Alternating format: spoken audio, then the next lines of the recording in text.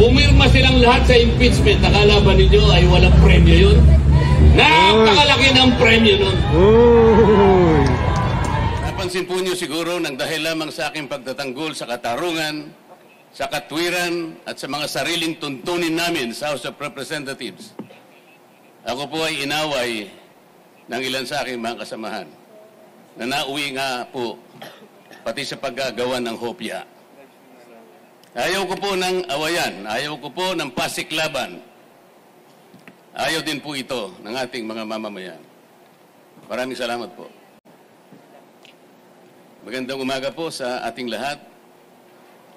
Ang paghahain ko po ng aking kandidatura sa araw na ito bilang isang independent senator ay kahayagan at katibayan ng aking malaon ng mithiin na maisulong natin ang ganap na pagkakaisa sa ating bansa.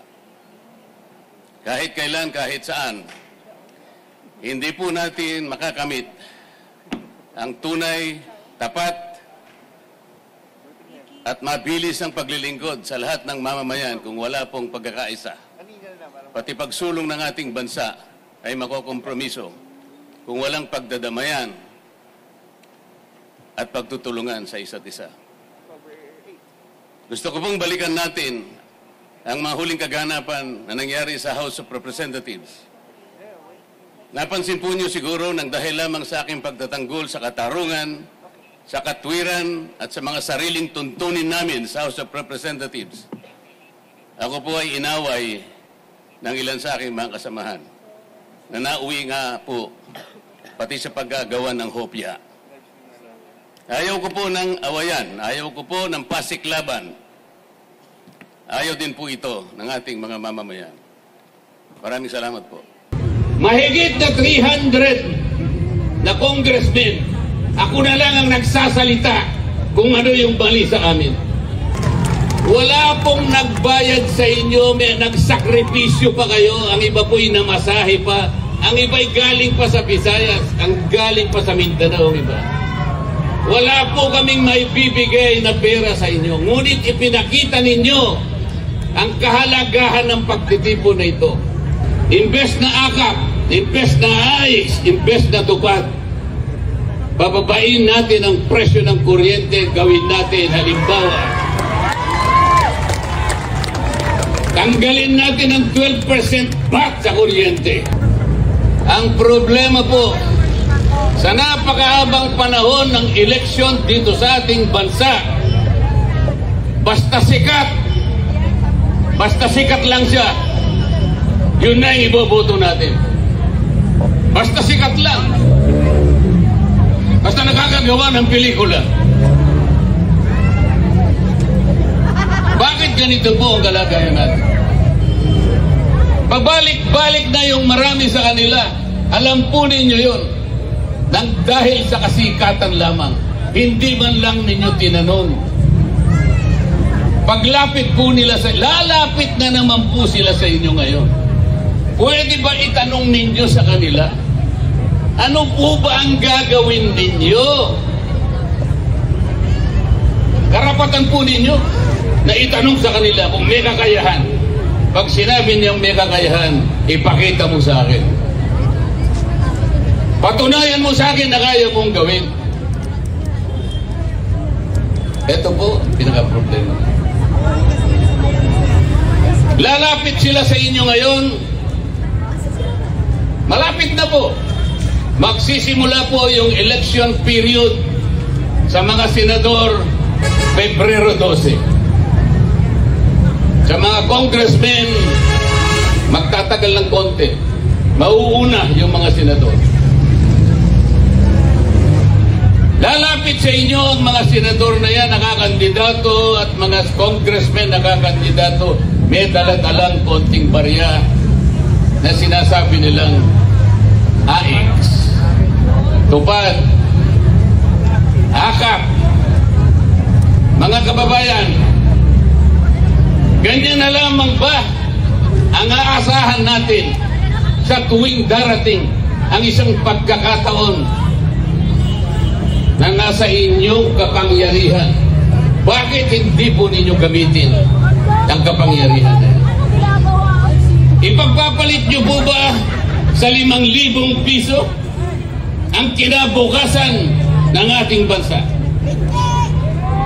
Ipagpapalit pa ninyo sa 5,000 piso ang dignidad na taglay-taglay ng bawat isang mamamayang Pilipino?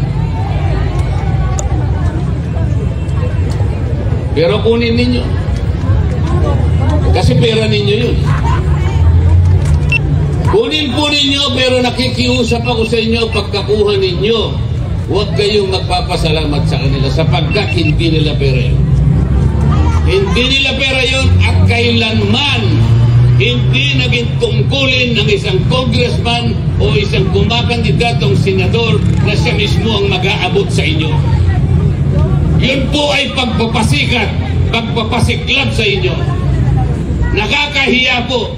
Kailangang malaman ninyo na kayo po'y iniinsulto nila kapag lumalapit sila sa inyo at ibinibigay yung halaga na kung tawagin ay akap. Iniinsulto po nila kayong lahat. Hindi po namin tungkulin yun. Kailangang malaman po ninyo. Hindi ganon ang tungkulin ng isang senador o isang congressman o congresswoman. Ang tungkulin po namin pare-pareho, kailangan buhayin natin, pasiglahin ang ekonomiya, ang kabuhayan ng ating bansa upang sa ganon magkaroon ng trabaho, dagdag na kita ang mamamayan.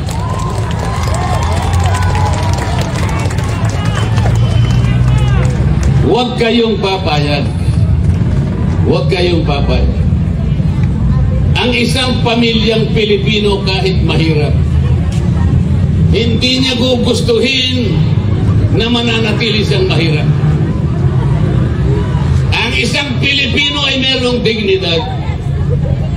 Ayaw niya yung palagi na lang na binibigyan siya ng ayuda. Napipilitan lamang siyang kunin dahil sa pangangailangan.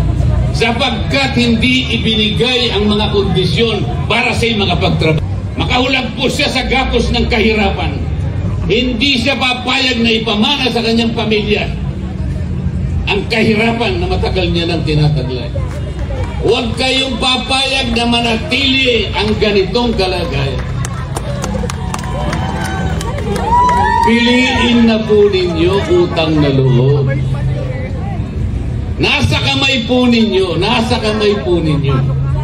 Pumili na po kayo.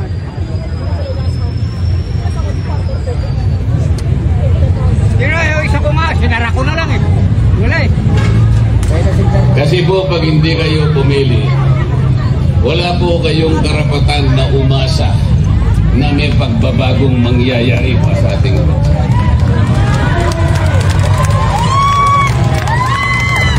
Tulungan ninyo akong gumawa ng isang kasaysayan. Iguhit natin ang isang kasaysayan. Pangangako sa gabing ito, kung kinakailangan ay panumpain natin. Simula sa araw na ito, gumawa tayo ng magandang bagay hindi lang para sa sarili natin, kung hindi sa ating bansa, sa ating mga anak, at sa anak ng ating mga anak. Huwag na kayong pumayag na yan na naman. Sila na naman. Ilang beses na ba silang nakabalik? Bakit ganito? Bakit ganito pa rin ang kalagayan natin? Napakarami pong magagandang batas na ginawa natin. Wala pong nagbabantay. Walang nagbabantay. Ito pong batas ng kuryente, yung binabanggit ko sa inyo, totoo po yung layunin. Kailangan murang halaga. Bakit ngayon po'y pagkataas-taas? Wala po kasing nagbabantay.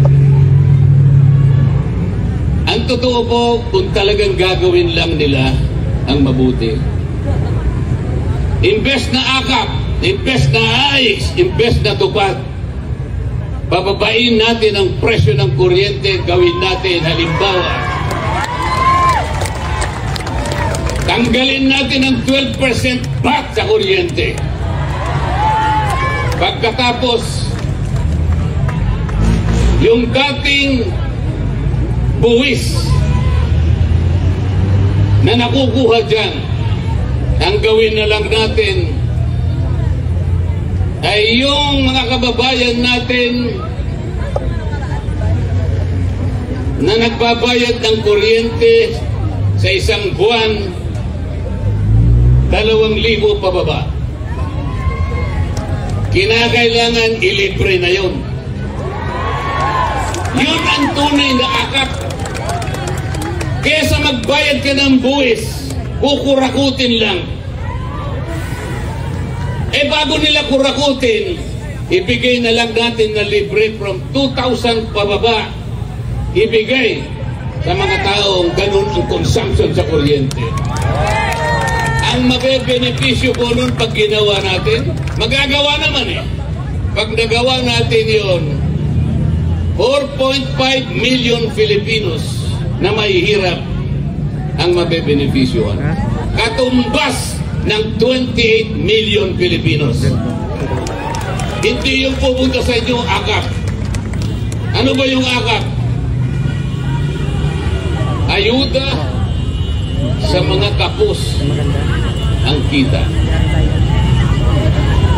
Paano po ninyo nalaman na sila lang ang kapos sa kita? Pumunta sa komunidad, pumili lang ng mangilan-ngilan at binigyan ng akap. Lahat naman tayo kapos sa kita. Kahit ako. Bakit? Sa kagustuhan ko lang lahat ng tao sana na naghihirap, bibigyan ko lahat, ngunit hindi ko kaya.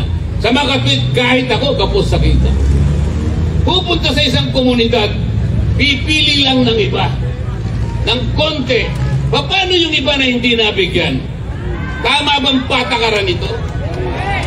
Pagkatapos pupunta sila sa inyo, ipakikilala na din sa inyo na tinulungan kayo. Na para bang gusto nilang ipakilala sa inyo na galing sa bulsa nila yung perang ibinigay sa inyo. Huwag kayong palilin lang sa kanila. Ni huwag din yung titingnan. Mga salbahe yung mga yan. Bakit ko sinasabi salbahe? Ini-insulto nila kayo. Huwag kayong pai-insulto sa kanila. Ako ayaw kong mang-insulto kahit kailan. Kaya nilalabanan ko sila. Kaya tingnan nyo yung ginawa nila sa akin. Mahigit na 300 na congressmen, ako na lang ang nagsasalita kung ano yung bali sa amin. Lahat sila ay pare-parehong may projects. Ayun, pumirma silang lahat sa impeachment. Nakala ba ninyo ay walang premyo yun? Napakalaki ng premyo nun. 150. Politika ng pera-pera na ang nangyayari sa atin. 150. Maawa kayo sa ating bansa. Maawa po kayo sa ating bansa. Iguhit natin ang isang kasaysayan sa gabing ito. Unang-una, naging kasaysayan na sapagkat ito lamang ang pagtitipon na nakalikom ng ganito karaming mga mamamayan. Wala pong nagbayad sa inyo, may nagsakripisyo pa kayo, ang iba po'y namasahe pa, ang iba'y galing pa sa Visayas, ang galing pa sa Mindanao ang iba. Wala po kaming maibibigay na pera sa inyo, ngunit ipinakita ninyo ang kahalagahan ng pagtitipon na ito. Salamat po sa suportang yan at gusto kong samantalahin, gusto kong ipaintindi at gusto kong bigyan ng emphasis. Magsimula tayo sa araw na ito. Makikita nila at malalaman nila kung sakasakaling ako'y nandun na po. Naniwala kayo sa akin. Kahit ilan pa sila, kahit sino pa sila, basta sa tama lamang po tayo. Huwag tayong lilihis sa tama. Kahit mahirap, kahit marami sila, ilalaban natin at ilalaban ang katwiran sapagkat yun lamang po ang tanging paraang nalalaman ko kung paano ko magsisilbi sa ating bansa.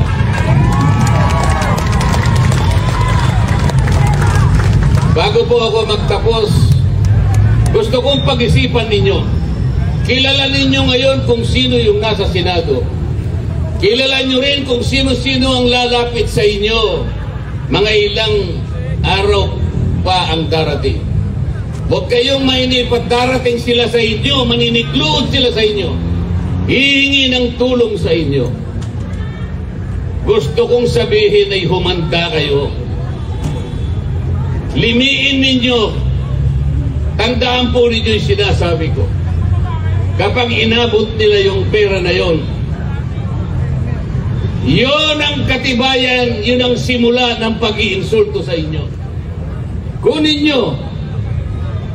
Pero kalimutan nyo na yung mukha ng tao na yan.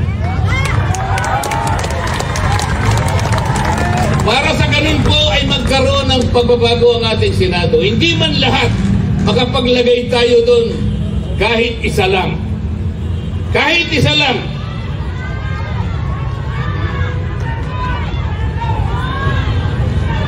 Kailangan po yung bumoto ng 12?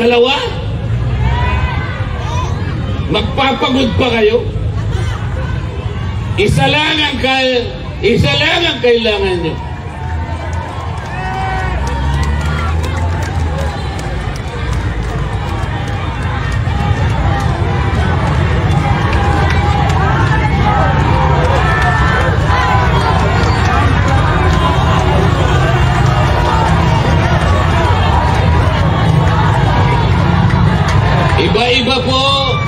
Iba-iba po ang katawan ng ating Senado ngayon.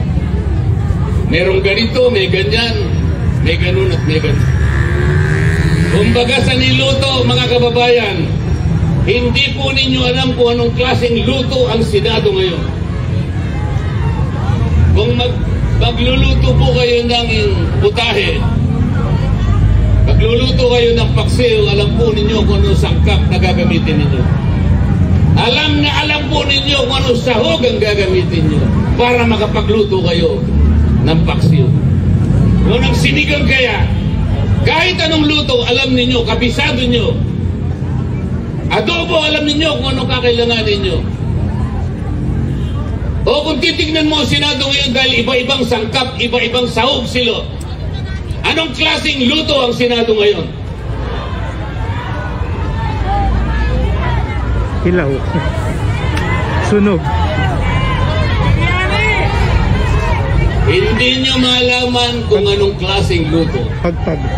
Kapag ang niluto ninyo ay hindi nyo maintindihan, napakahirap pong kainin. Samantalang silang magsisilbi sana sa inyo.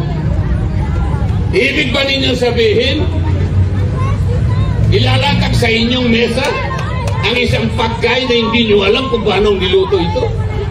Iba-ibang sahog, iba-ibang sangkap. Paano mong kakainin ito? Ano pong kaugnayan ng lahat ng ito sa akin sinasabi ngayon? Bakit gusto kong pumunta sa Senado kahit sa ngayon ay hindi natin malaman kung anong klaseng luto ito? Bakit? Para sa ganon, kahit ano pang luto ngayon ito, pagdating ko doon ay magkakaroon ng isang magic sarap. Magkaroon man lang ng lasa itong luto na hindi natin malaman kung ano ang pangalan. At baka doon ay magsimula. Sapagkat nagkaroon kahit anong lasa, may lasa. At mula sa lasa na yan, mga kababayan, magsisimula ang pag-asa.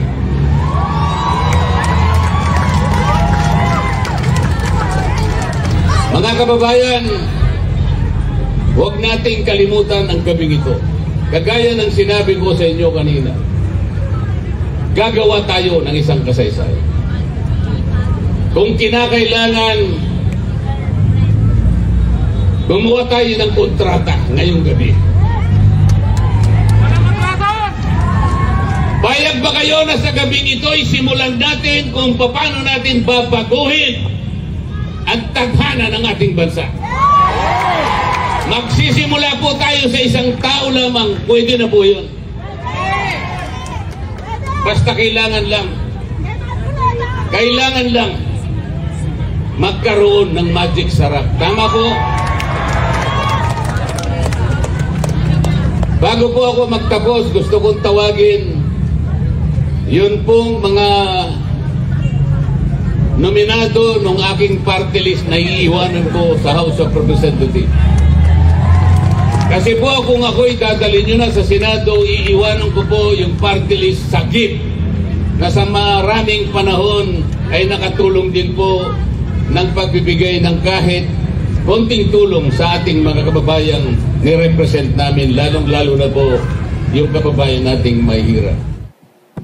Okay, question from the media. May nauna po dito kasi. Dante, for Dante. Question. Hi, sir. Dante Amento, UNTV. Sir, tanong ko lang po, in the past few months, you were questioning the contract entered into between COMELEC and Miru. And then, isa rin po kayo sa nagbulgar ng alleged offshore accounts na allegedly kay Chairman George Erwin Garcia. Ang question ko lang po, sir, isa lang. Sa ngayon, kasi it is inevitable that you have filed your COC sa COMELEC na mayroon kayong question. Mayroon po ba kayong paniniwala sa integrity ng 2025 midterm elections? Thank you po. First of all, dahil po sa aking pagnanais na makapaglingkod sa mataas na level ng ating pamahalaan, ay napilitan po ako na mag-file ng COC, kagaya ng ginagawa ko sa araw na ito. At I do not want to fight two battles at the same time. Ang lahat po ng pangyayari ay may kani-kanyang panahon. Yun lamang po ang aking masasabi sa isyong yan. Malaya Business Insight. Gerard Naval po. Sir, good morning. Sir, noong 2022, tumakbo po kayo for senator also, but you withdrew at the last minute. What makes it different this time, sir? Sa ngayon po, ang aking paniwala ay ganap na po akong nakahanda. Sa dami po ng mga kababayan natin na nananawagan na sana'y makapaglingkod pa po ako sa mas mataas na level ng ating bansa, ay gusto ko pong paunlakin o paunlakan ang panawagan na yon na ngayon po ay talagang dumarami at lumalawak sa maraming panig ng ating bansa. One follow-up question po. Sir, does that mean to say na we won't expect you withdrawing anytime po? Wala na pong atrasan ito. Okay, next question is from Michael Rogas, Radyo Pilipinas. Hi sir, magandang umaga po. Michael Rogas po from Radyo Pilipinas. Yes, Mike. Sir, kumusta po yung allegation po ninyo laban po sa mga COMELEC officials?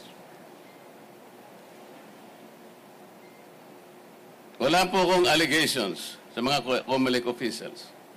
Ang akin pong kino-question initially ay yung sistema at mga makina na maaaring gamitin sa susunod na eleksyon. Ngunit kagaya ng aking sinabi po, ay hindi po ako pwedeng lumaban ng dalawang battles at the same time. Ang gusto ko po ay makapaglingkod muna, pero nananatili po ako na ganap na pagtitiwala sa magagawa ng COMELEC upang pairalin ang isang malinis, isang tapat at credible na election sa ating bansa. Yung pong pag-asa na yon at paniniwala ay nananatili pa rin sa aking puso. So sir, yun po sana ang aking gustong i-follow up question. Kayo ho ba ay naniniwala sa kabila po ng inyo po mga allegation laban po dito po sa teknolohiya na gagamitin pa ng COMELEC?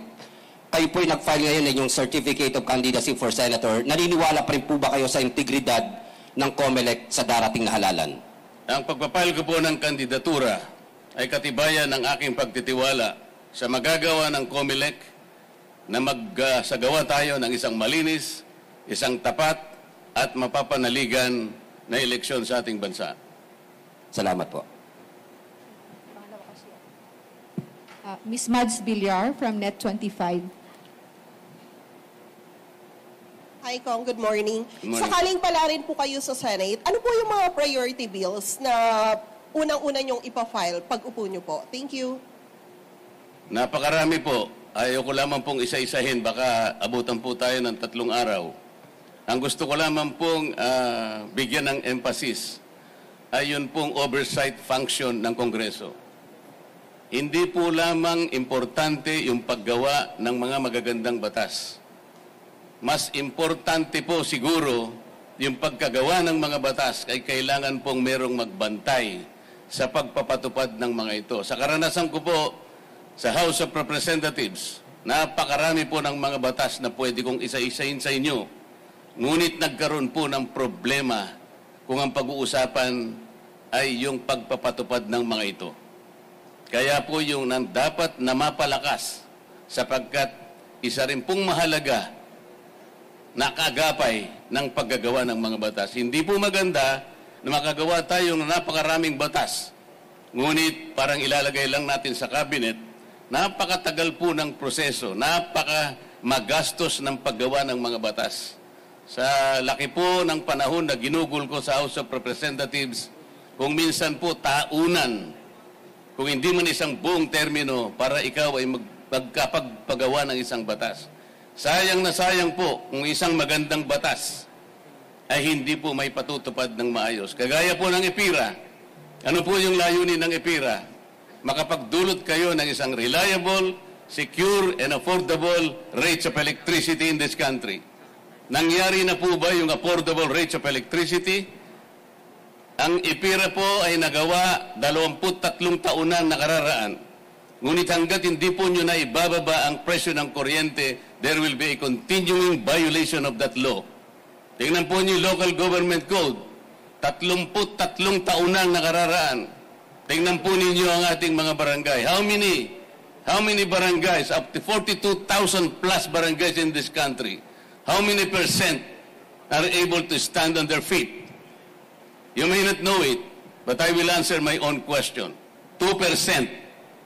Kung 98% po ay hindi nakatatayo sa sariling how do you think that the smallest political unit of our society can contribute to the overall development of this country? Kailangan po nating tulungan. Ngunit, hindi po natutupad yung decentralization, yung autonomy yung sinasabi ng batas, sapagkat may sablay nga po ang pagpapatupad dito. Marami po akong may kukwento. Sa sakahan, ano po ang mga batas na magaganda sa sakahan? Meron pong isang batas na nagsasabi, there should be a guaranteed price for palay. Meron po ba? Wala po. Kailangan po yung mga makinarya, equipment na ginagamit sa pangsakahan, dito na po natin dapat ginagawa. Batas po yun. Hindi po nangyayari. Ang sabi po sa isang batas, there should be a dedicated area for farming. Kahit anong mangyari, huwag niyong i-convert yung mga yan. Ano nangyayari? Conversion dito, classification doon, land kahit saan nangyayari.